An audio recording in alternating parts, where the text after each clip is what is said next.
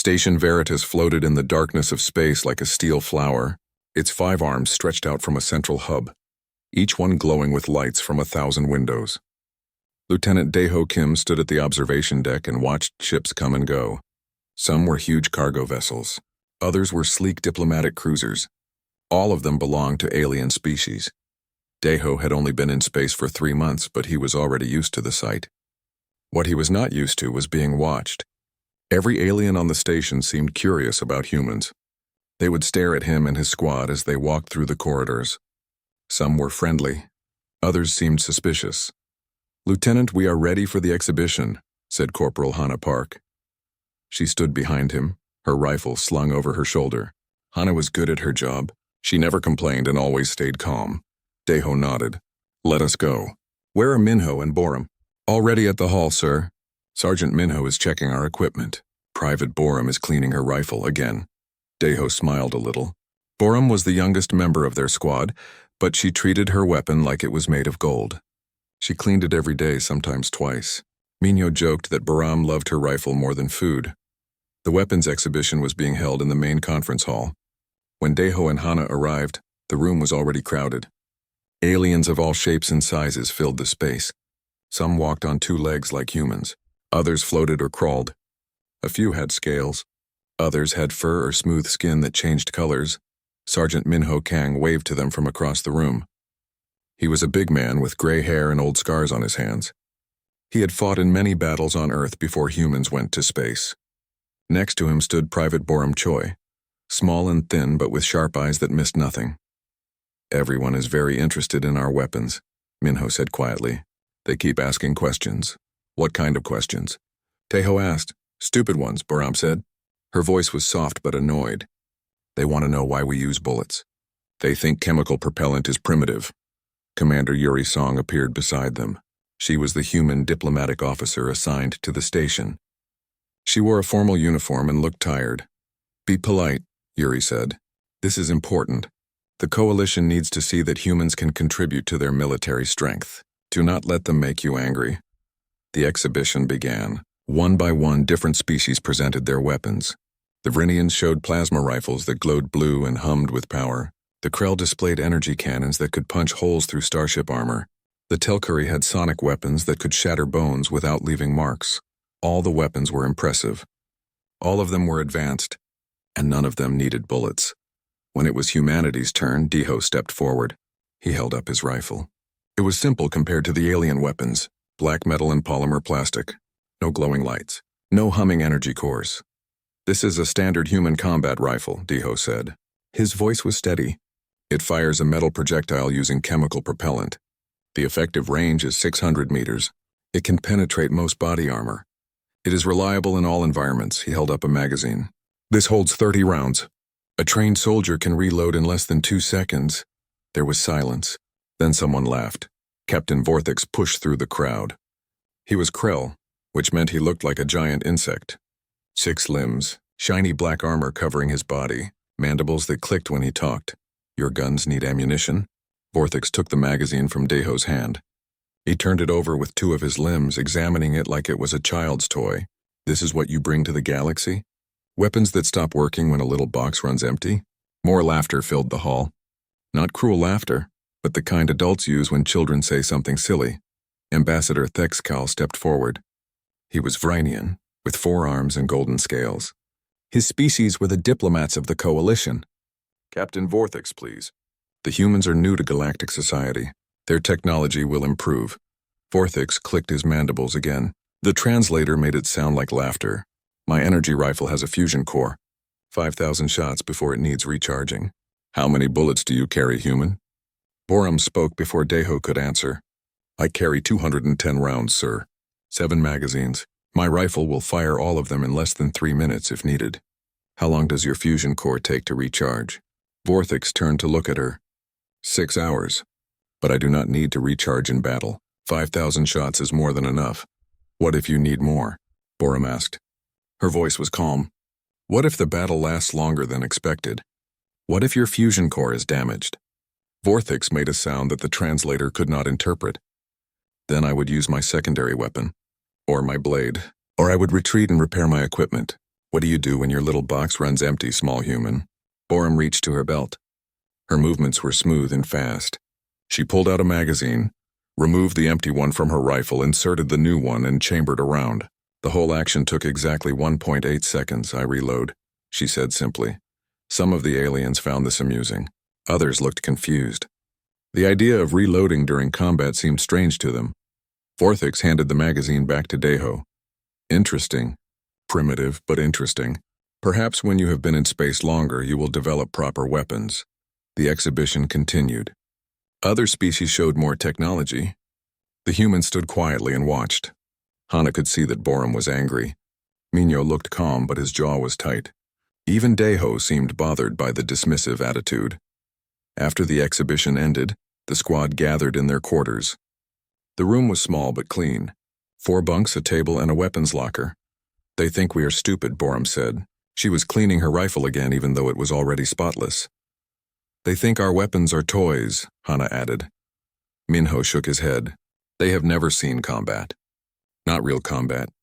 Their energy weapons are powerful, yes, but they have made these species soft. They rely too much on technology.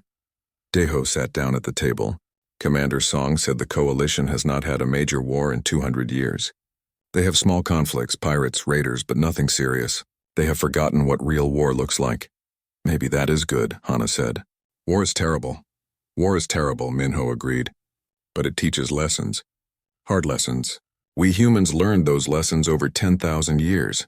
These aliens forgot them. Suddenly, alarms screamed through the station. Red lights flashed. The voice of Chief Suna Huang, the station security chief, came over the speakers. All personnel to battle stations. Hostile fleet detected. Multiple ships emerging from hyperspace. This is not a drill. Repeat, this is not a drill. The 4 Marines moved instantly. They grabbed their rifles, checked their magazines, and headed for the door. They did not need to discuss what to do. They had trained for this moment their entire careers. In the corridors, chaos erupted. Aliens ran in all directions. Some were trying to reach weapons lockers. Others were attempting to access their battle stations. Many seemed confused. Deho saw Vorthix in the crowd.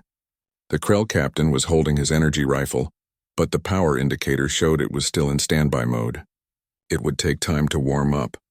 Lieutenant Kim, Vorthix called out. The Ravagers are attacking.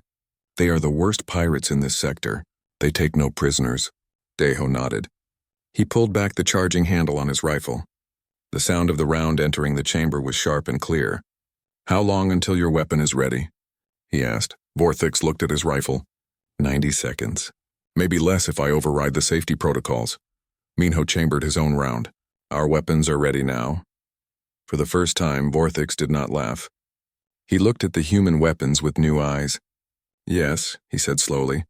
I see that they are. An explosion shook the station. Somewhere close, the Ravagers had breached the hull. The battle had begun, and the aliens were about to learn why humans carried extra ammunition. The sound of gunfire echoed through Corridor 7. Deho pressed himself against the wall and raised his fist. Behind him, his squad stopped moving. They waited in silence. Ahead, around the corner, coalition security forces were fighting the Ravagers. But something was wrong. Deho could hear shouting in alien languages. He could hear the whoosh of plasma weapons. But the coalition forces were not firing back effectively. Hana spoke quietly into her radio. Lieutenant Chief Huang says her people cannot engage. Their weapons are still warming up. The pirates breached faster than expected. Deho understood immediately. The energy weapons needed time to reach full power from standby mode. In peacetime, that was not a problem. But in combat, 90 seconds might as well be 90 hours. How many pirates? Deho asked. 8 confirmed in the corridor, maybe more behind them. Deho looked at his team. Minho nodded once. Borum checked her magazine and gave a thumbs up. Hana switched her radio to the coalition frequency. We are going in, Deho said. Standard entry. Minho and I go first. Borum, you cover right. Hana, take left and coordinate with the aliens. Rules of engagement are simple. Anyone with a weapon pointed at us is a target. They moved. Fast but careful. Combat is not like in movies. Real soldiers do not run around shooting wildly. They move with purpose. They check corners. They communicate. Deho reached the corner. He took a quick look. The corridor beyond was wide, with storage crates providing cover. Coalition security personnel were pinned down behind boxes. They held their weapons, waiting for the power indicators to turn green. The Ravagers were a mixed group. Different species working together. Some looked like reptiles. Others had fur or scales. All of them had weapons. Most of those weapons were crude projectile launchers or plasma cutters. Nothing sophisticated but deadly enough. One pirate saw Deho. He shouted something and raised his weapon. Deho did not hesitate. His rifle came up smoothly. He squeezed the trigger twice. 2 shots, 2 hits. The pirate fell. The sound of human gunfire in the enclosed space was shocking. Loud, sharp, aggressive. The other pirates turned toward the new threat. That was their mistake. Minho was already moving. He came around the corner low and fast. His rifle barked 3 times. 3 pirates went down. Borum appeared on the right side, her movements precise. She aimed, fired. Each shot was deliberate. Each shot found its target. Hana provided covering fire from the left. She did not waste ammunition. She fired when she had a clear shot. She conserved when she did not. The fight lasted 28 seconds. 8 pirates, 4 humans. The outcome was never in doubt. When silence returned, Deho moved forward carefully. He checked each fallen pirate. Minho covered him. Borum reloaded her rifle even though she still had rounds left. Tactical reload, she called it. Always maintain maximum ammunition. The Coalition security personnel stared at them. Chief Huang rose from behind her cover. She was Vrinian with 4 arms and silver scales. Her energy weapon finally showed green on the power indicator. You just... Huang could not finish her sentence. She looked at the fallen pirates, then at the humans, then at their weapons. We cleared the immediate threat, Deho said calmly. Where's the main breach point? Huang pointed down the corridor. Docking Bay 7. They have at least 40 fighters there.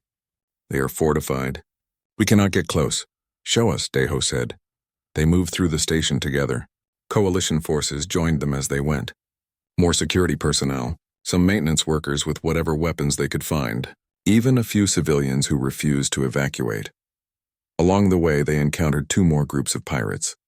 Small groups, 3 or 4 fighters each. The encounters were brief. The humans engaged first. The aliens followed up once their weapons were ready. They learned to coordinate. Vorthix and his Krell mercenaries caught up with them near Docking Bay 7. The captain's energy rifle was now fully charged and ready. His team of 6 moved with professional discipline. Lieutenant Kim, Vorthix greeted. His tone was different now, respectful. We heard there was action.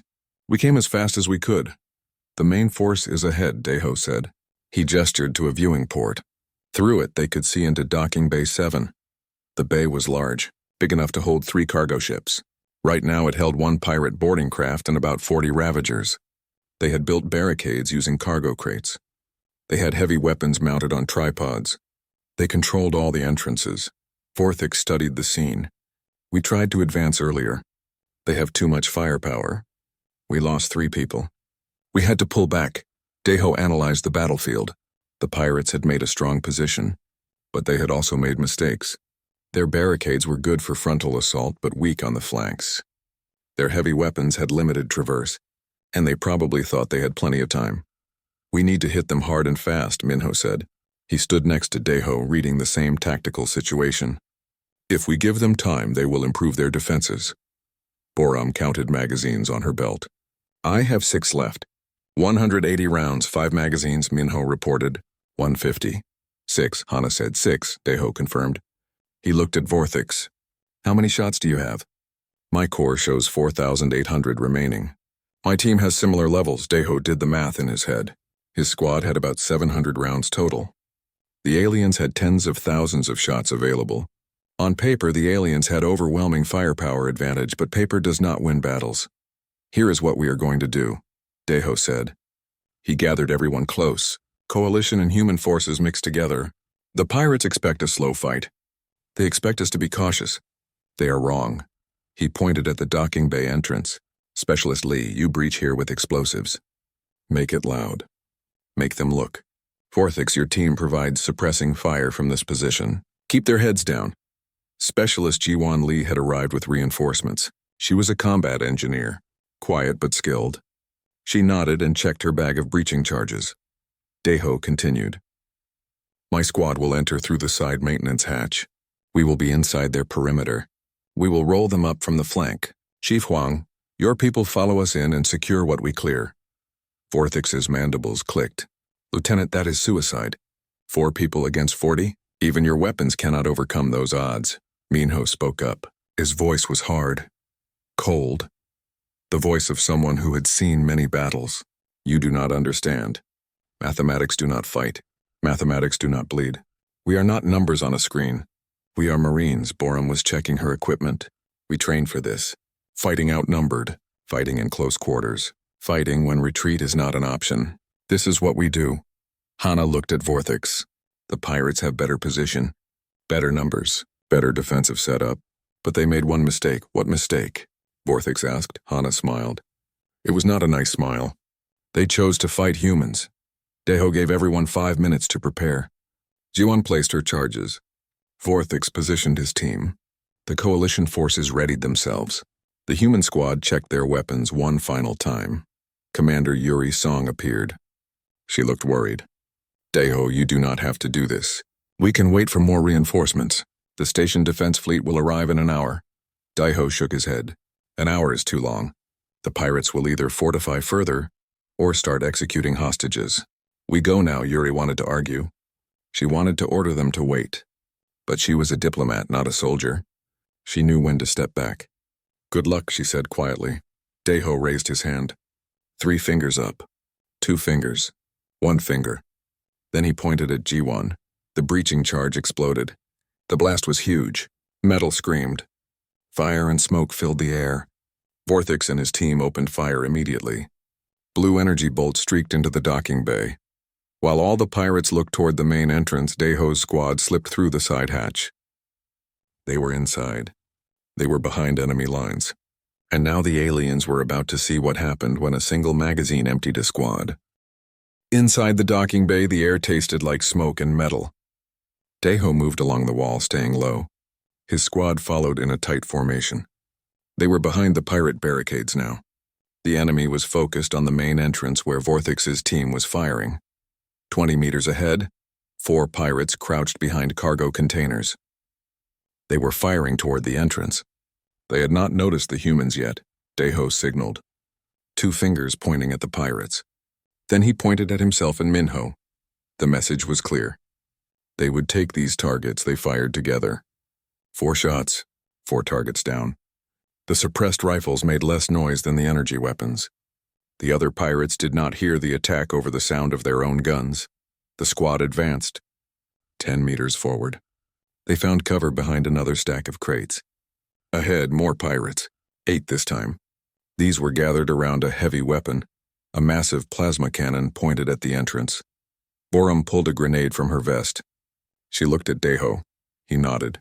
She pulled the pin and counted. 1, 2, 3. Throw. The grenade arced through the air and landed perfectly behind the plasma cannon. The explosion was contained by the cargo containers. The 8 pirates never knew what hit them. Now the other pirates realized something was wrong. Shouts went up. The enemy started turning around. The element of surprise was gone. Contact rear, someone screamed in a language the translator struggled with. Deho did not wait. Engage. Fire and maneuver, go! What happened next would be studied in coalition military academies for years. The aliens watching through cameras and sensors would replay the footage dozens of times. They would analyze every movement, every shot, every reload. Deho and Minho moved right. They fired as they moved, short bursts, controlled shots. They reached new cover and went prone. From that position, they laid down suppressive fire. While they fired, Borum and Hana moved left. They advanced 15 meters and found cover behind a support pillar. Then they took over the suppressive fire. The pattern repeated. Move, fire, cover, advance. The pirates tried to return fire, but bullets came from different directions every few seconds. They could not establish a defense. They could not coordinate. Minho's magazine ran dry. He dropped it without looking. His left hand was already bringing a new magazine up. Insert, tap, chamber, back in action. Total time, 1.7 seconds. A pirate tried to rush Borum's position. Big mistake. Borum was small, but her reflexes were faster than anything the pirate had seen. 3 rounds. Center mass. The pirate dropped. Hana's weapon clicked on empty. Reloading, she called out. Covering! Borum immediately increased her rate of fire. She kept the pirate suppressed while Hana performed her reload. 2 seconds later, Hana was back in the fight. This was the dance, the deadly practice dance of human infantry combat. Every Marine knew the steps. Every Marine could perform without thinking. Reload, cover, advance, fire, reload again. The pirates were brave. They had to be brave to survive as Ravagers. But bravery was not enough. They faced an enemy that trained every single day. An enemy that had spent 10,000 years perfecting the art of killing other humans. Pirates were amateurs compared to that. At the entrance, Vorthix saw the change in the battle. The pirates were panicking. They were turning away from his position. They are flanked, he shouted. Advance. All forces advance. The Krell mercenaries poured through the breached entrance. Their energy weapons were devastating at this range. Blue bolts of plasma tore through pirate cover. Chief Huang and her security teams followed. Now the pirates were caught between two forces. Humans behind them, aliens in front. There was nowhere to run. Some tried to surrender. They dropped their weapons and raised their hands or tentacles or whatever appendages they had. Daiho ordered his squad to hold fire. Prisoners were valuable. They could provide intelligence. But some pirates chose to fight to the end. A group of 12 rallied around their leader, a massive creature with 4 arms and thick armor plating. They made a final stand near their boarding craft. Hold position, Daiho ordered. His squad took cover. They assessed the situation. The 12 pirates had good cover. Their leader was shouting orders. They were organizing a defensive position. If given time, they might hold out for a while. Daiho checked his ammunition. 2 magazines left. 60 rounds. He looked at his squad. Minho showed 3 fingers. Borum held up 2. Hana also showed 2. Total, 270 rounds between the 4 of them. 12 targets. Vorthix moved up beside Daiho. We can provide covering fire. Our weapons have full power. No, Daiho said quietly. Watch, learn what your guns need ammunition really means. He turned to his squad. Final assault. Standard drill. 30 seconds. All of them down. Understood? 3 nods. No questions. No hesitation. Borum tossed another grenade. It was not meant to kill. It was meant to distract. The grenade landed and exploded near the pirates' left flank. They all turned to look. In that moment, the human squad moved, not together, in a pattern. Daiho went high. Minho went low. Borum moved right. Hana moved left. 4 directions, 4 angles of fire. The pirates could not watch all of them at once. The shooting that followed was not random. It was precise, methodical. Each Marine had assigned targets. Each Marine knew who was responsible for which pirate. There was no wasted ammunition. No panic fire. Daiho engaged the leader. The big 4-armed creature was tough. Daiho put 6 rounds into center mass. The armor absorbed some hits. But human bullets were designed to defeat armor. Tungsten core. Copper jacket. The 6th round punched through. The leader fell. Minho took the left side. 3 pirates there. 9 shots total. Clean kills. Borum handled the right side. 4 targets. She fired faster than Minho, but just as accurately. 12 shots. 4 down. Hana covered the center and provided backup. She took 3 targets that Daiho could not reach. 8 shots. Total time from first shot to last, 8 seconds. 39 rounds expended. 12 targets eliminated. Silence fell over the docking bay. The battle was over. Coalition forces emerged from their positions. They stared at the fallen pirates. They stared at the human squad. They stared at the smoking barrels of those primitive weapons that needed ammunition. Borum performed a tactical reload. She still had rounds in her magazine, but she swapped it for a fresh one anyway. Muscle memory. Always maintain maximum ammunition. She tucked the partial magazine into her pouch for later. Minho was already checking casualties. Miraculously, they had none. The human squad was untouched. A few close calls. Bullets had passed near them. But Marine training included something called situational awareness. They knew where threats were. They moved before enemies could aim properly. Vorthix walked through the battlefield. His 6 limbs moved carefully. He looked at each fallen pirate. He looked at the spent magazines and brass casings scattered on the floor. He picked up an empty magazine with 1 limb. The metal was still warm. This little box had held 30 rounds. Those 30 rounds had changed the course of the battle. 30 pieces of metal and chemical propellant, primitive technology, ancient design, but in the hands of trained warriors, those 30 rounds were enough. "Your guns need ammunition," Orthix said. He was repeating what he said at the exhibition. But his voice was different now. No laughter, no mockery, only respect. Deho reloaded his own weapon, fresh magazine. "Chamber around?" He looked at the Krell captain. "Yes, our guns need ammunition. That is why we carry plenty." Chief Huang approached. Her forearms were shaking slightly. "Adrenaline, probably." "How? How did you train for this? How did you move like that?" "Every day," Minnow said. He was checking his rifle, cleaning the action. "We train every single day. Magazine changes. Room clearing, fire and maneuver. We practice until we do not think. We just act," Borum added. "A magazine holds 30 rounds. We train to make every round count. We train to reload faster than you can blink. We train to fight when outnumbered. This is not special. This is basic infantry skills." Ambassador Thexcal arrived. He had been watching from the command center. His golden scales seemed to have lost some of their shine. He looked shaken. "Lieutenant Kim," the ambassador said slowly, "I must ask, how many humans have this training? How many can fight like you?" Deho considered the question. "Every human marine, every soldier, every person who carries a weapon for Earth. We all train to the same standard." "And how many soldiers does Earth have?" Thexcal asked. "Enough," Deho replied. Station sensors detected something. The Ravager fleet was pulling back. They had received reports from the boarding parties. Or rather, they had stopped receiving reports. Either way, the message was clear. The station was too costly to take. Commander Yuri Song made her way to the docking bay. She surveyed the scene. 43 pirates dead or captured. 0 human casualties. The numbers seemed impossible. She walked up to Deho. "The Coalition High Command is requesting a meeting. They want to understand what happened here today." Deho looked tired. The adrenaline was wearing off. Soon he would feel the exhaustion. "What do they want to know?" Yuri smiled slightly. "Everything. They want to know everything about human combat doctrine, about our training, about our weapons, about us." Forthix still held the empty magazine. He looked at it one more time. Then he looked at Deho. "I owe you an apology, Lieutenant. I mocked your weapons. I called them primitive. I was wrong." Deho shook his head. "You were not entirely wrong, Captain." The Coalition High Command meeting room was impressive.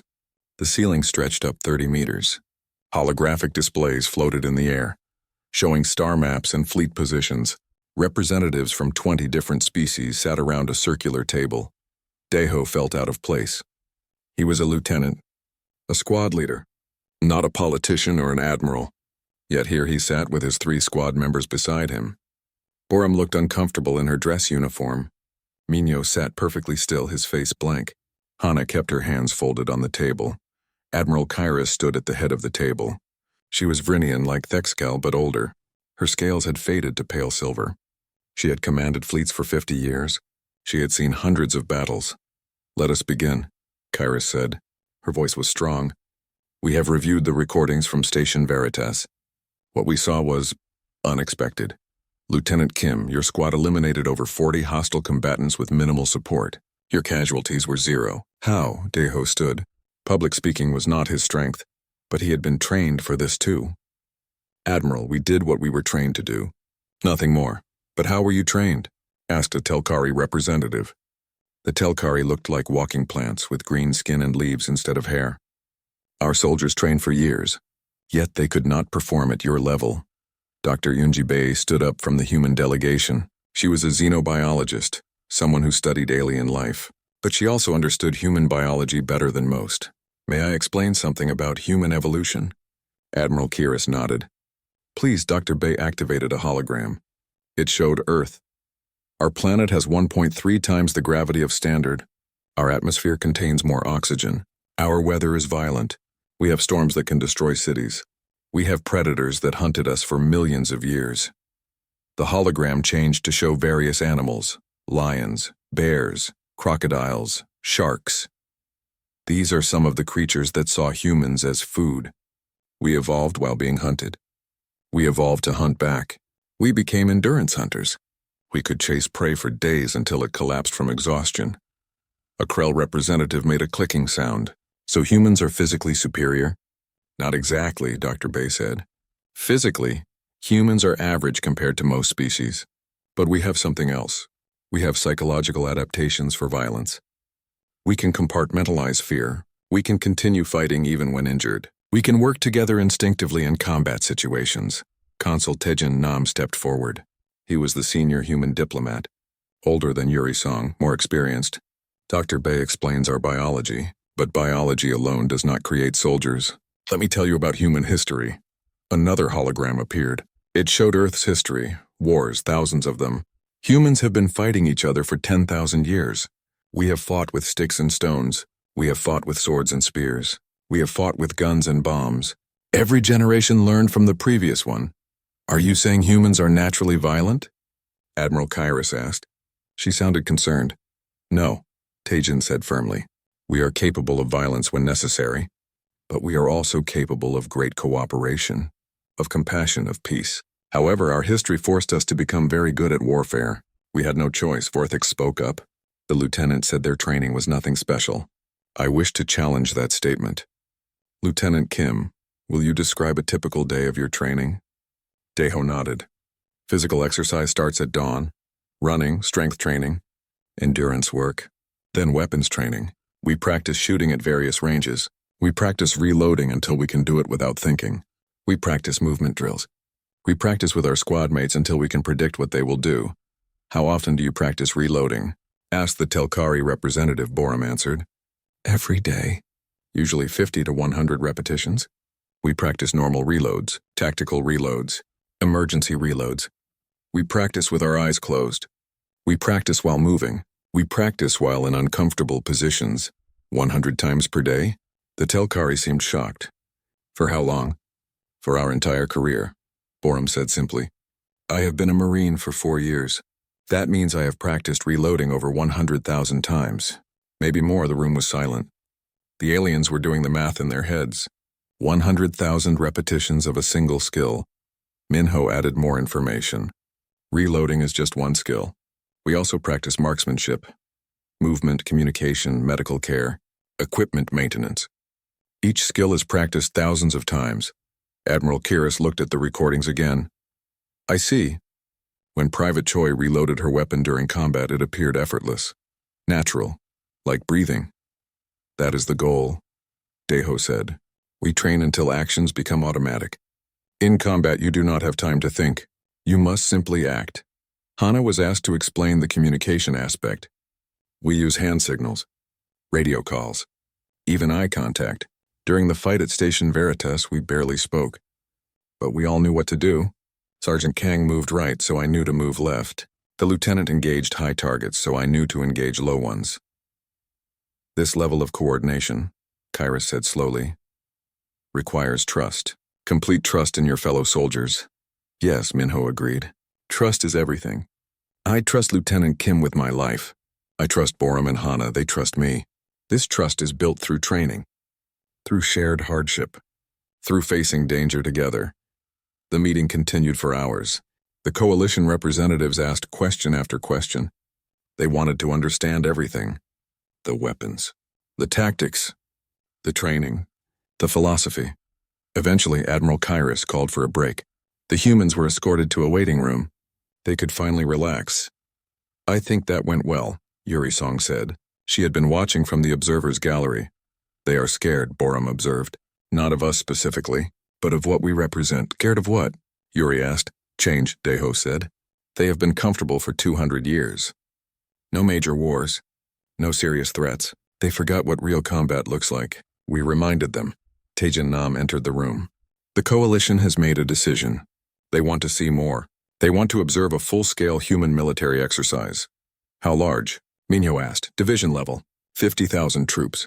Combined arms. Full combat simulation? Daeho whistled softly. That is a big show. They need to see it, Tejin said. They need to understand the scale of human military capability. A 4-person squad impressed them. What will 50,000 soldiers do? Hana looked worried. Are we trying to intimidate them? That seems Aggressive. Not intimidation, Yuri explained. Education. The coalition faces threats they cannot handle. They need allies who can fight. They need to know that humans can be those allies. When the meeting resumed, Admiral Kiris made a formal announcement. The coalition would like to send observers to Earth. We wish to witness human military training and exercises. We wish to learn from you. Tajin bowed slightly. Earth accepts. We will host coalition observers at our primary training facility. You will see everything. Our methods. Our doctrine. Our capabilities. Thank you, Kairos said. Then she paused. I have one more question for Lieutenant Kim. Deho stood. Yes, Admiral? What you did at Station Veritas, was that exceptional? Or is that normal for human Marines? Deho thought about his answer carefully. Admiral, my squad is good. We train hard. We work well together, but we are not special. There are thousands of squads just like us. Some are better. All are trained to the same standard. Kairos's scales seemed to pale slightly. Thousands? Tens of thousands, actually, Minho said. Just in the Marines. The Army has many more. Then there are special forces. They are even better than us. The room fell silent again. The coalition representatives were absorbing this information. They had been impressed by one squad. Now they learned that this squad was merely average by human standards. Vorthix spoke quietly. Your species has been at peace for only 50 years. Before that? Before that we fought each other, Deho said honestly. Wars that killed millions. Weapons that could destroy cities. We nearly wiped ourselves out several times. And now? Kairos asked. Now we are united, Deho said. One species. One government. One military. We still train as if we were at war because we learned a hard lesson. The species that forgets how to fight will eventually face a species that did not forget. Admiral Kairos stood slowly. She looked around the room at all the coalition representatives. My friends, I believe we have forgotten how to fight. 200 years of peace made us soft, comfortable, unprepared. She turned to the humans. We need your help. Not just your weapons. Not just your tactics. We need to remember what you never forgot. Will you teach us? Tajin looked at Deho. The diplomat was asking the soldier for his opinion. Deho thought about the battle. About the pirates.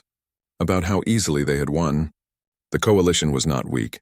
They were just unprepared. They had good technology. Good people. They just needed better training.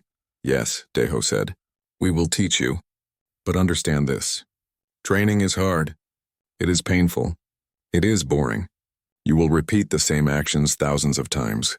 You will be exhausted. You will want to quit. Can your people handle that? Vorthix stepped forward. After seeing what your squad did, I believe we can handle anything you teach us. Borum smiled slightly. Then we start with magazines. 100 reloads per day. Every day. Oh. The desolate wastes training facility stretched across 500 square kilometers of Australian desert.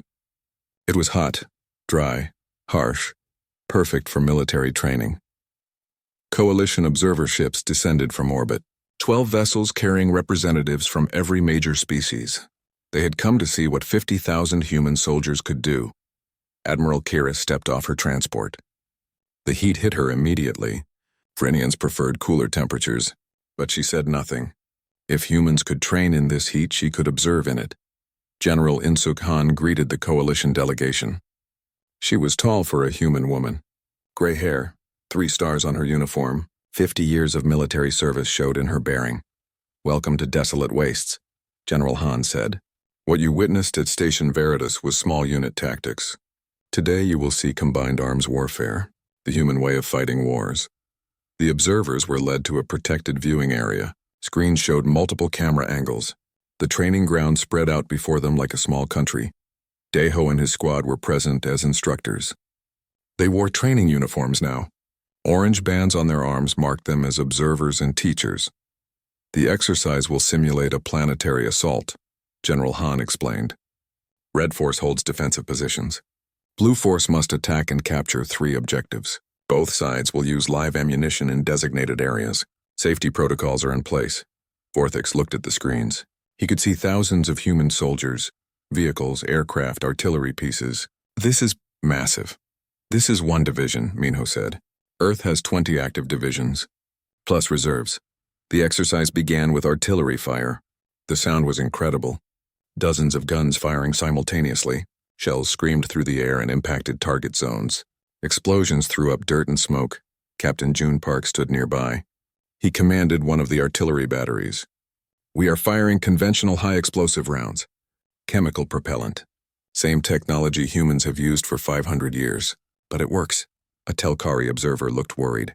"How long can you sustain that rate of fire?" "Hours," June replied. "Days if needed. Artillery ammunition is cheap to produce and easy to transport. We can manufacture millions of rounds."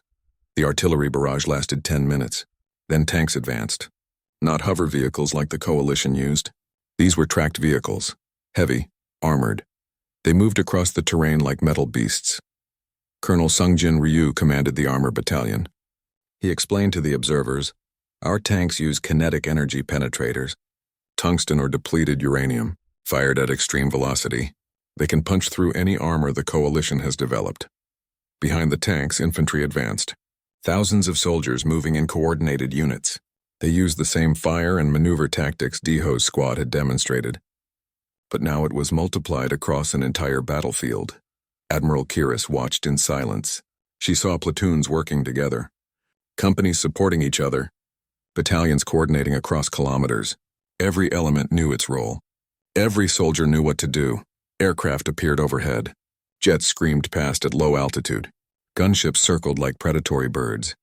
Bombers flew higher, releasing precision munitions. Major Soo-hyun An coordinated the air support. "Close air support is critical," she explained. "Our aircraft can strike targets within 100 meters of friendly forces. We train constantly to avoid friendly fire."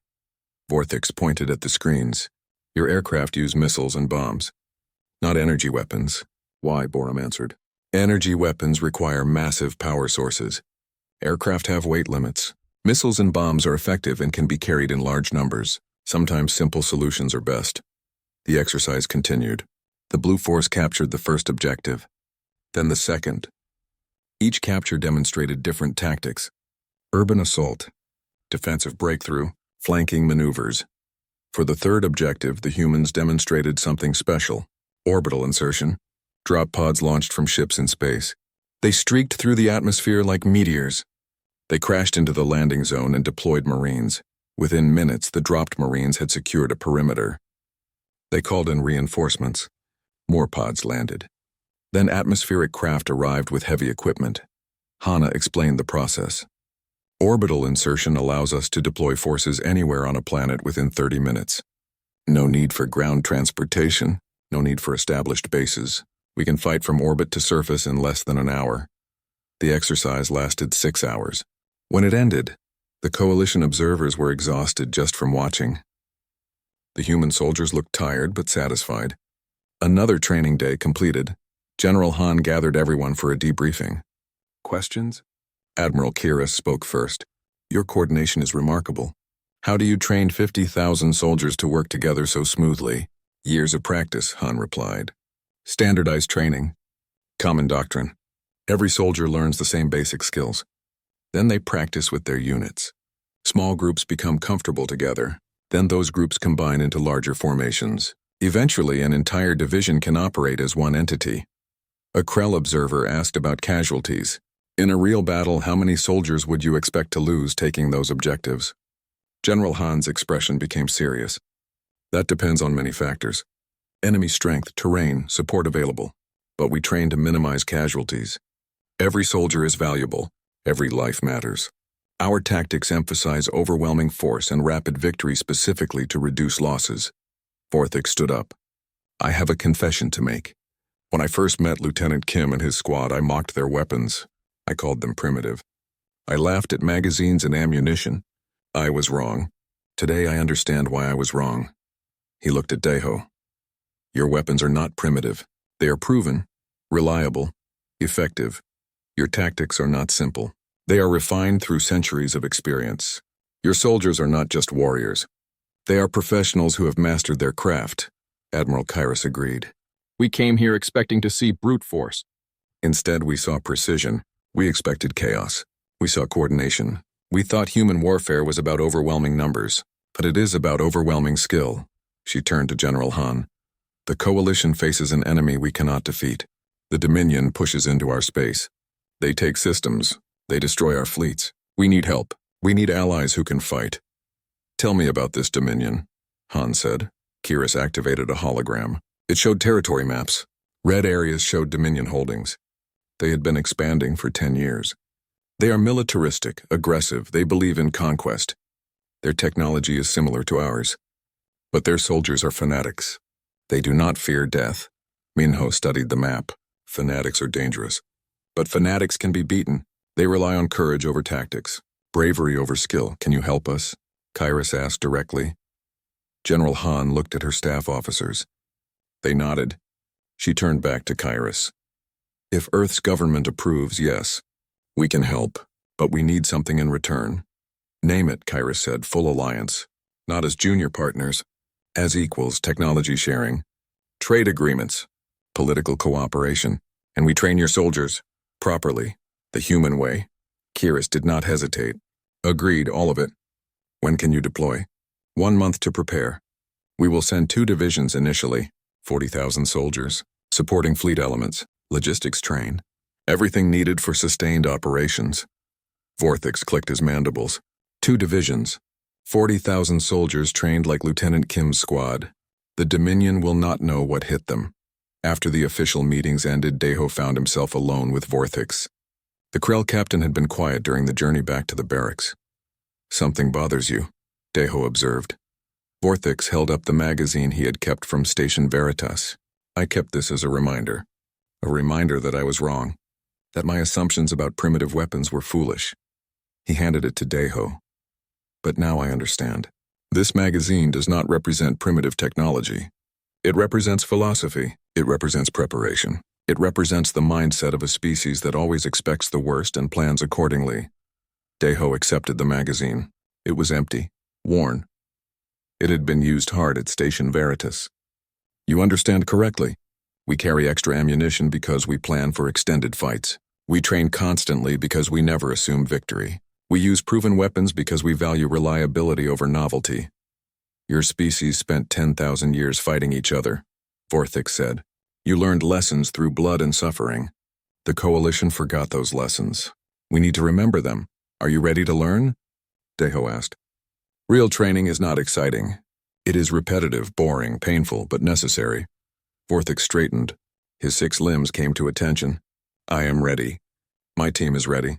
We will practice magazine changes 100 times per day. We will run until we collapse. We will train until our movements become automatic. Because we saw what trained soldiers can do, and we want to become that. Borum appeared with Hana and Minho. They had been preparing training schedules. Captain Vorthix, we start tomorrow. 500 hours. Bring your team. Bring extra water. Bring determination. 6 months later, the first human coalition joint forces deployed to the front lines. The Dominion was preparing another offensive. They expected to face the same coalition forces they had been defeating for years. Instead, they faced human Marines and coalition soldiers trained by humans. The battle that followed became legendary.